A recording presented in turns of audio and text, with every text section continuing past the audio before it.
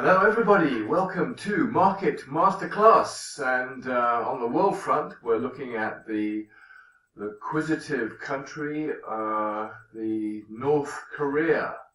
It was controlled by the Japanese from 1910 to 1945. Then the Cold War began, and Russia basically supported North Korea, and the United States of America South Korea from what they call the 38th parallel.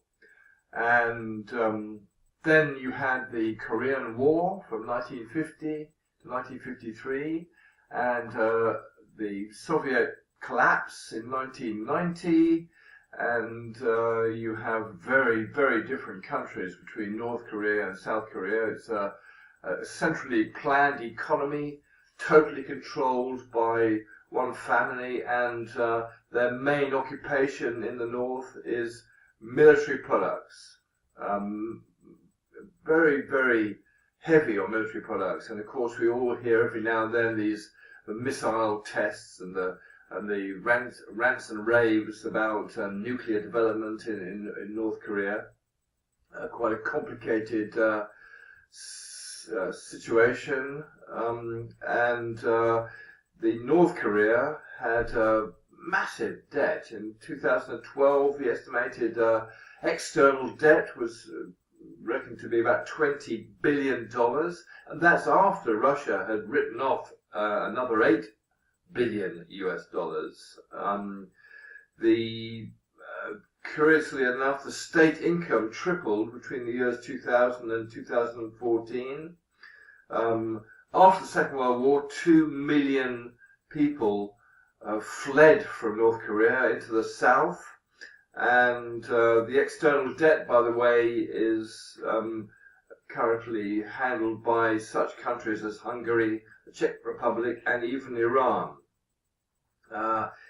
In 2009, interestingly enough, the currency was revalued, and as a result of the revaluation, the value of the currency fell 96% against the value of the US dollars. And the person held responsible for this collapse, Pak Nam-gi, was blamed for the situation and executed in 2010.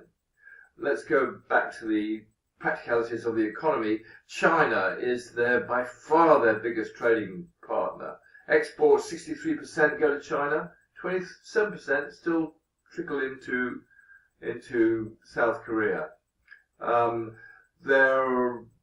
What they produce is a lot of mining products, military products. As I said, is the biggest. Something like 25% of their gross national product is military equipment. But they also have a large mining sector: coal, iron ore, limestone, magnetite, copper, graphite, zinc, lead, and precious metals. They also deal in metallurgy, textiles, and food production. And as I said, exports massively to China, and also imports from China, 68%. Still, South Korea's in there. Imports from South Korea about 22%. Coal makes up something like 40% of the exports to China. So quite a complicated setup, and very centrally controlled, total dictatorship, and a worship leader. When journalists go there, it all seems to be very highly staged and very, very restricted. So nobody really knows what the statistics are. They claim that the population is about 25 million people, which, by the way, is half the population of South Korea. And the China link is their lifeline, their bloodline into the future. A very complicated country, and let's see, in terms of their gross domestic product, as far as one can rate from statistics that are available, their growth rate is something like 1% per annum. So, as I said, a very centrally planned economy, totally controlled by a dictatorship, and they have a massive situation sometimes with the agriculture in the country is only a very small part of the country, and they do have big problems with the production of food.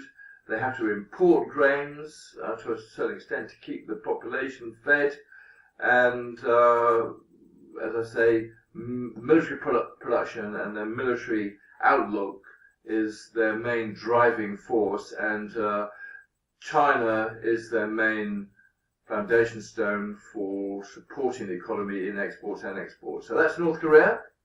I hope you found that useful and interesting. Bye for now.